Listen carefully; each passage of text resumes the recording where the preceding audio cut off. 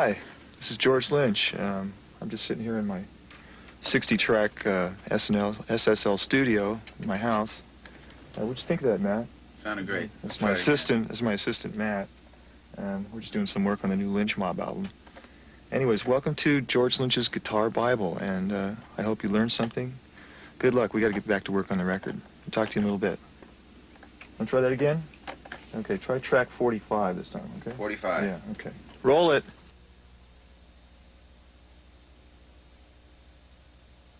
We're going to make an attempt at doing a Hendrix number, Voodoo Child, which is one of my favorite tunes when I was a kid growing up. I used to play to it over and over endlessly for hours and hours. It's like, and it still mesmerizes me, you know, the emotion that he packed into that song. So I'm going to make an attempt at playing it, and I'm using semi-authentic equipment here. It's a 57 Strat, real thing. I'm going in through a rat pedal because we don't have a Dallas Arbiter fuzz face like Hendrix used. Got a chrome top wah-wah, well actually not a chrome top, but we got a wah-wah pedal, and Echoplex. And it's going into a Marshall. 74, I think, 100-watt Marshall with 25-watt Celestion speakers. Try to get that old 60s and 70s basic rock guitar sound. So let's make an attempt at it. Here we go.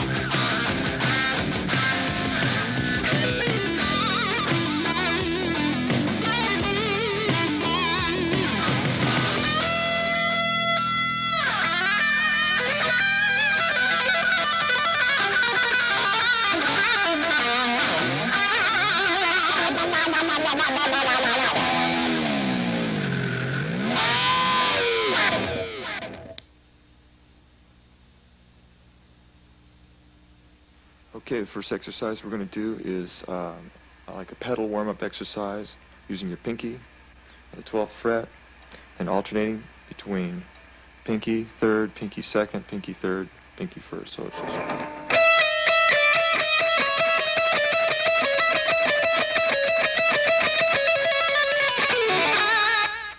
And what that's good for is to help with your pedal technique, which Yngwie uses a lot, that kind of style, classic rock style.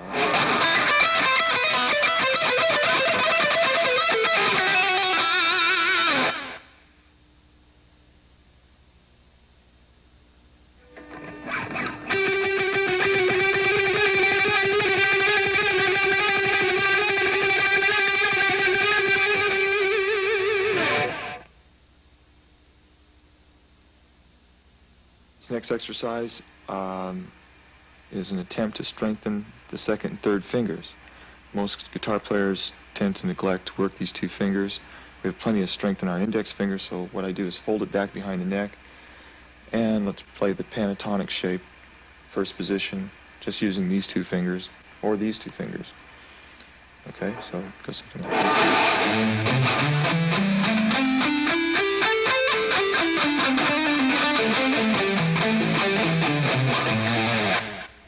And you can play that in the relative minor position, going down to F sharp, even get more of a stretch, make it a little more difficult.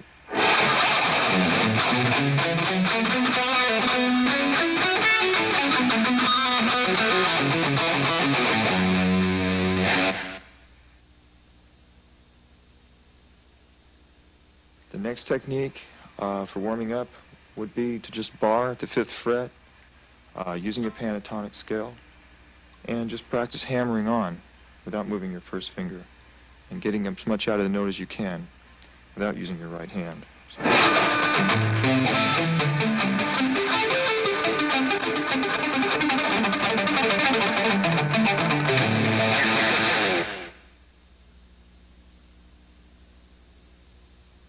This warm-up is a pentatonic exercise in the 5th and 1st position, alternating between the two strings at a time.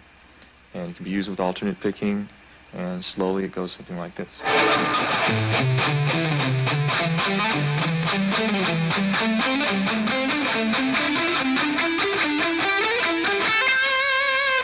And then you want to go back down.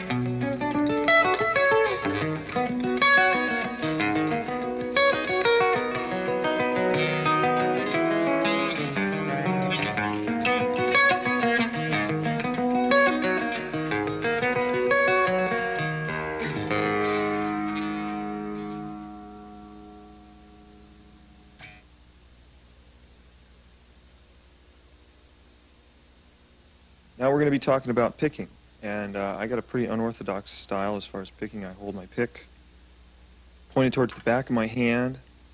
I hit the string with my finger, the pick, and then my thumb. It's sort of a rake sound. Something like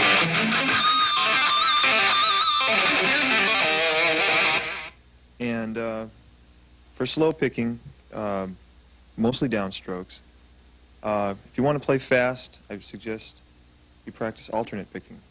You alternate between downstrokes and upstrokes.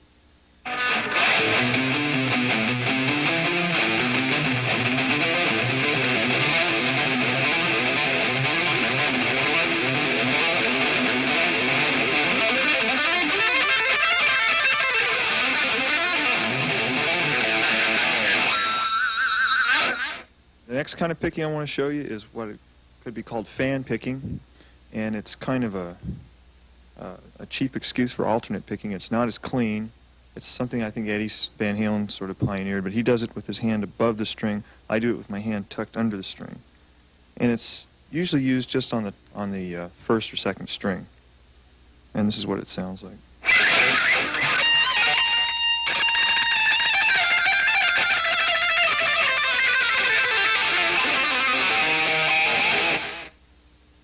Thumb picking, well, you kind of need a long thumbnail to do it right, but and it's something I got from Hendrix. Hendrix used to do that a lot.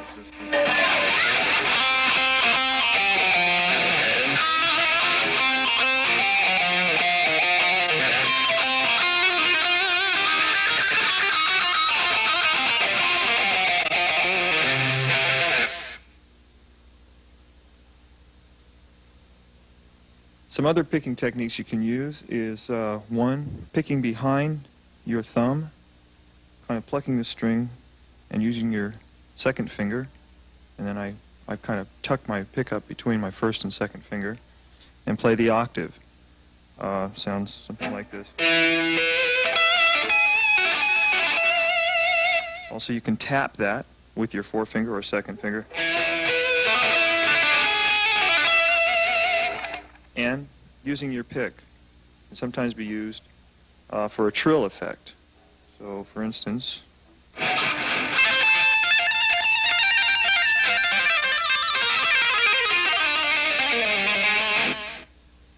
these are all examples of different ways of picking with your right hand using your pick, or picking behind your first finger with your thumb, or tapping it at the octave. And so here's some examples of that.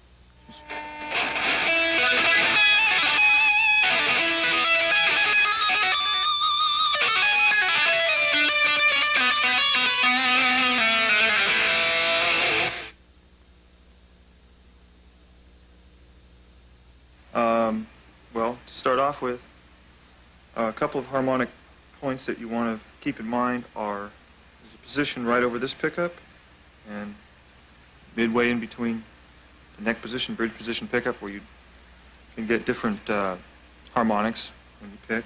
Also up and down the neck, there's a lot of different places you can get different harmonics.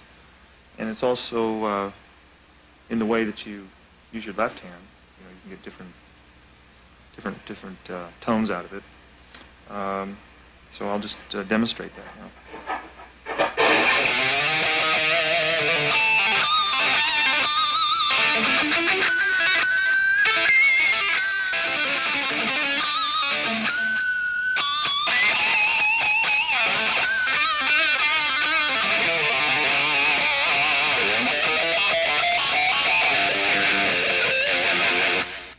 And the palm technique is, it sounds like you're playing a real fast run, but actually all you're doing is running the palm of your hand down the length of the string and getting all the harmonics from this point back. So, and it's also used with pulling off with your left hand. So kind of get this kind of thing going here. Muting it with your right hand.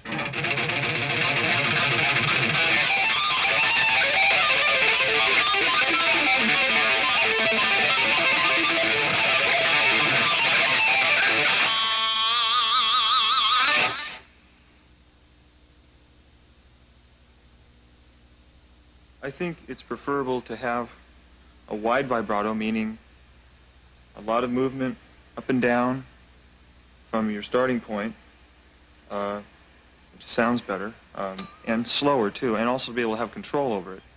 So you should practice your vibrato as far as how far you stretch it and at what speed. And I think younger players tend to have a faster, narrower vibrato, and more mature players seem to have like a wider, slower vibrato, which is more emotional sounding, and help give you your own style, I think. So I can demonstrate that. I can't demonstrate the fast one because I can't do it anymore, but I can show you the slow one. And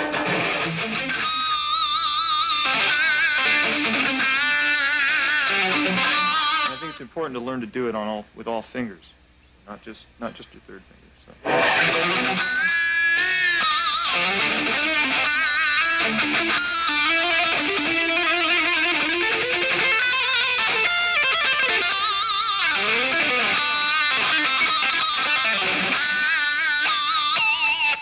At the end there, I combine some harmonics with the vibrato.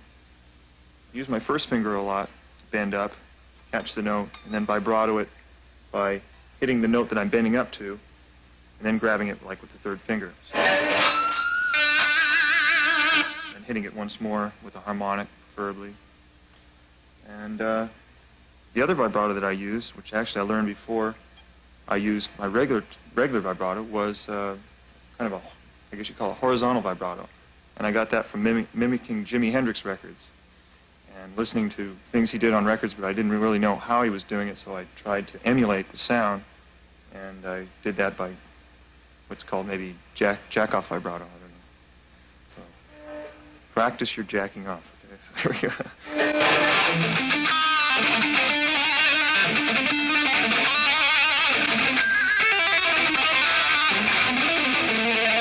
Kind of nervous sounding, but it's more manic, a little wilder. So I mean, you can combine that with the regular technique and give you more stuff to draw from. This is my ESP Tiger Custom, which is kind of a copy of my Kamikaze with a different graphic on it. It's all maple.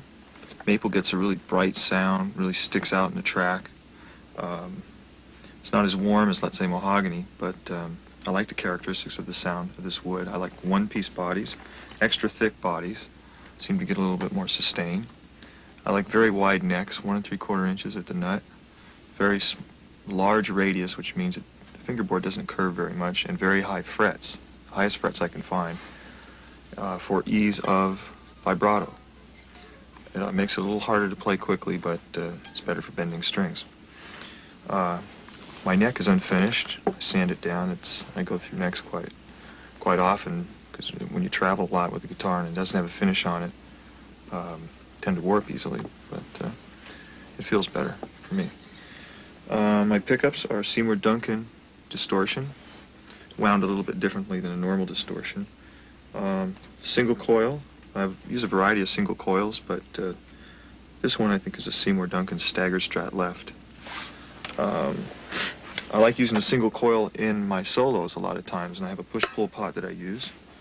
Sometimes I'll start off my solo sweep styles and things like that. I'll use the single coil pickup, and then for something really raunchy and a lot of sustain, I'll flick back to the humbucking, kind of like Hendrix used to do with his toggle switch, but more of a radical approach.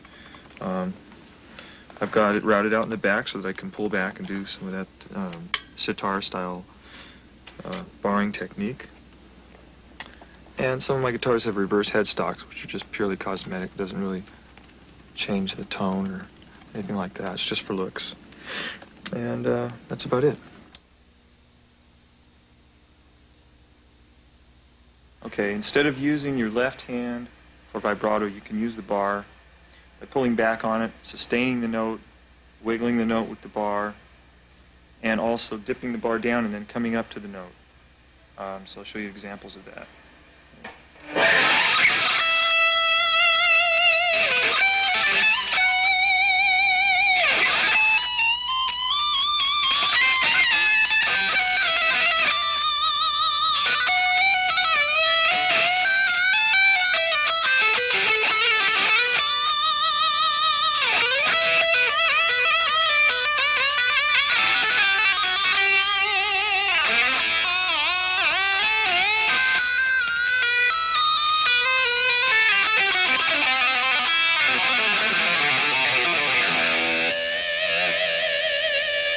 I'm going to show you a technique, kind of an Indian sort of sound. It's like pulling the bar back behind the bridge and using it to sharpen the note, and use that in conjunction with more exotic sounding scales like a Spanish Phrygian mode, for instance, and demonstrate that for you.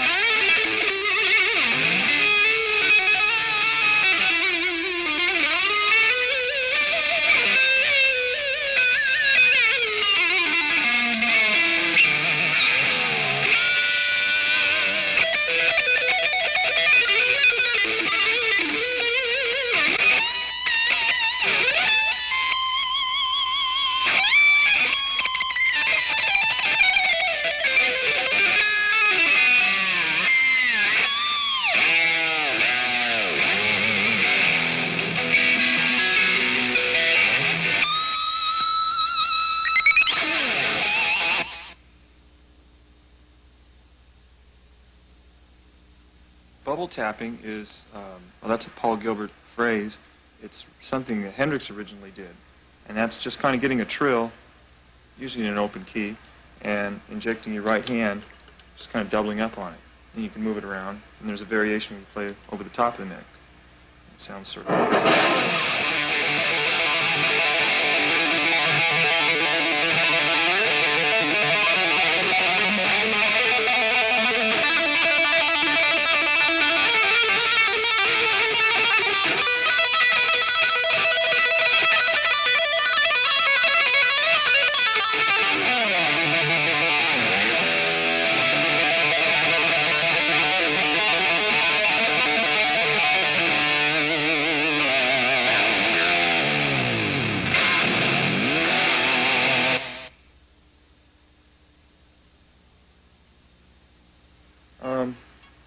When I do tapping stuff, instead of, like a lot of players do, hit the note and hit it downward, I sort of pluck the note. And I just came up with kind of a spread, a certain little melody and tapping thing you can try. It's 9, 12, 16 with the left hand, and any variation of 17, 19, and 21 that you want to use. And you use, again, Paul Gilbert kind of trademark is a slide up from 19 to 21 and back real quick.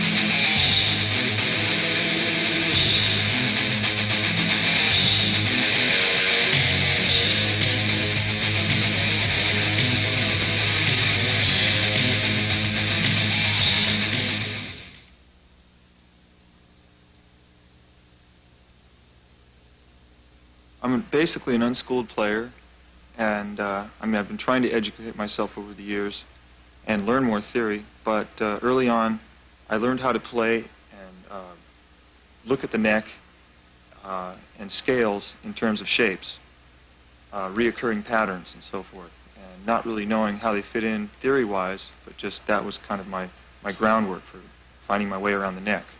And I still play that way. And an example of that would possibly be an A, a major sounding shape for me would be something like this.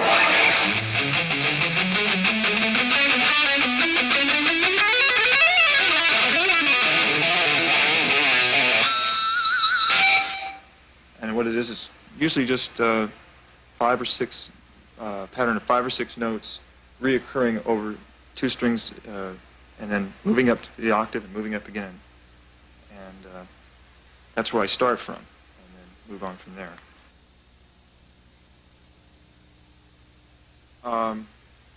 Staying with the idea of shapes, there's a thing Gary Moore does on one of his solos that a lot of people have incorporated into their style, and it's an open string thing, the reoccurring pattern, and it's slowly.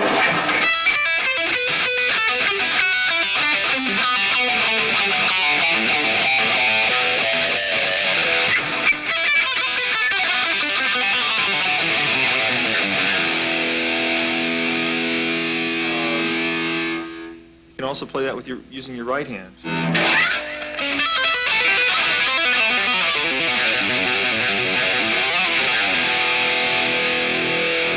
And a variation that I use on that is instead of playing on the 10th fret, I just move my pinky up to the 11th fret and change the shape to this.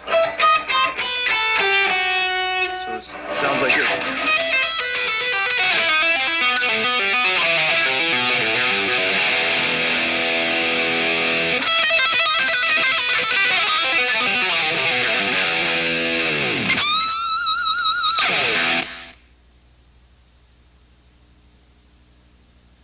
Another example of shapes, but instead of descending and ascending across the strings, keeping the same pattern on 2 strings, but just continually moving it down to where it fits. Kind of a retarded way of looking at it, but that's the way I learned how to play. Considering we're playing in E, I would start here on the 15th, 17th, and 19th fret, and also using a little slide with my pinky, and also maybe sliding down a whole step, and you hit the 15th fret on the B string, down to the 13th fret and back up again. So you get this kind of effect.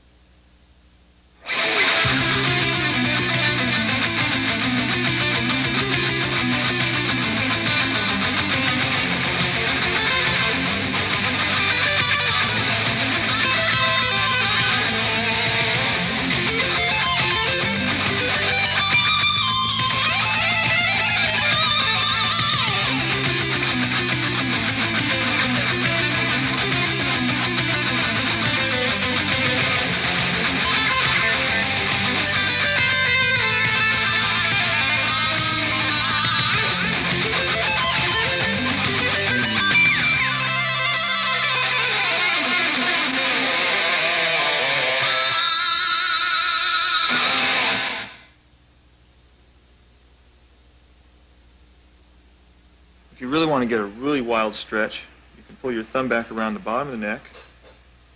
In this case, we'll use our thumb to anchor on the 5th fret, getting our pinky up to the 12th. That would be hard to do with your first finger, but it's a lot easier to do like that. In fact, you can even get more of a reach. You can get that kind of a stretch. And then just playing some kind of a melody.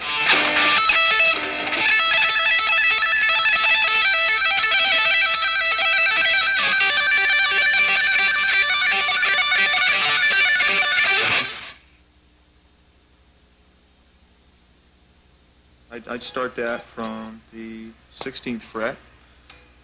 Use my 1st and 3rd fingers. Get that kind of tone. Sliding that down a step and a half at a time. And each time I slide it down, I follow it with the right hand doing the same thing. So it's...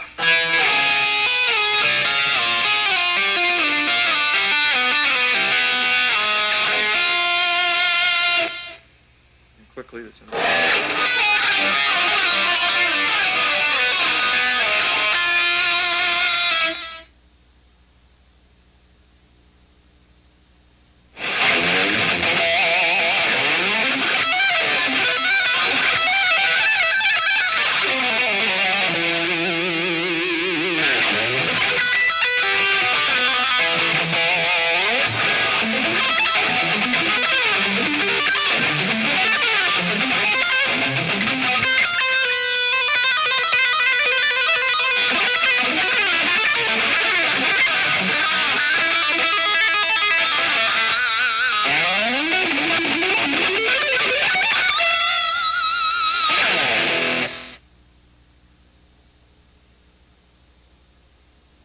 This next thing I'm going to show you, which is basically this kind of shape. And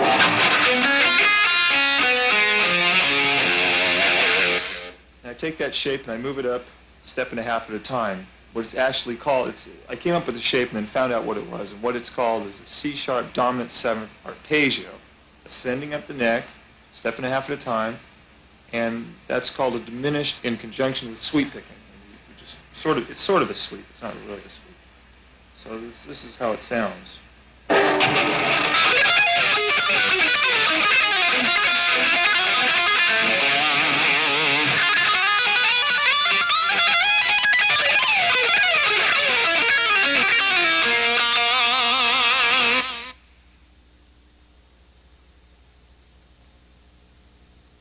One exercise that I use, and I can expand on that a little bit later, playing an A, I would use either 2 or 4 strings, just this kind of a shape. It would be, fret number would be 4, 6, 7, 4, 5, 7, and then repeating that on the B and the E string, or just 2 strings at a time, however you want to play it. So,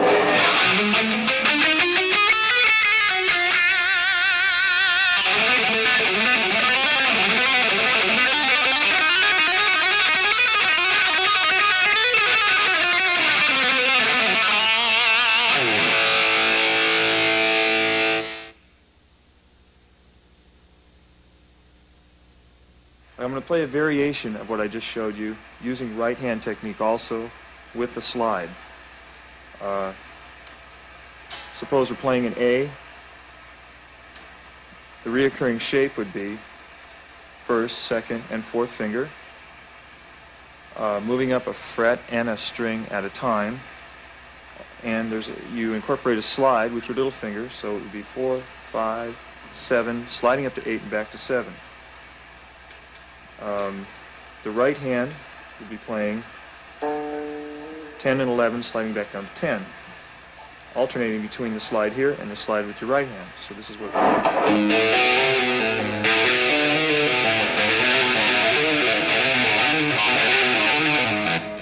Okay, what we do then is move it up a string and a fret at a time.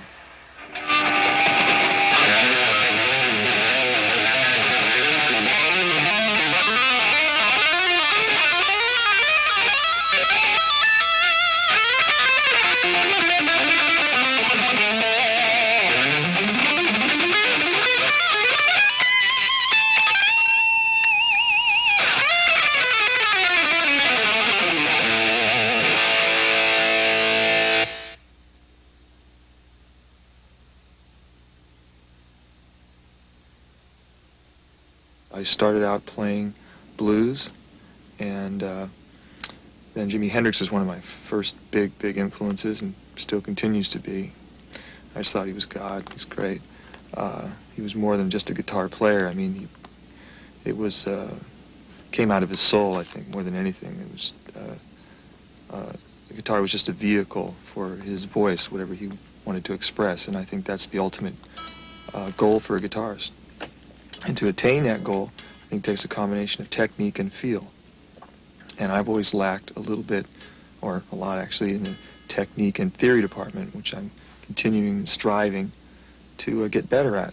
So as long as you're continuing to progress, I think there's hope. And I think that's what a lot of players need to do, assess themselves and think, well, where am I lacking in the field department or the technical end of it? In my case, it's the technical end of it. Combine the two schools, and if you do that, I think you're on the right track. So keep up the good work. Good luck.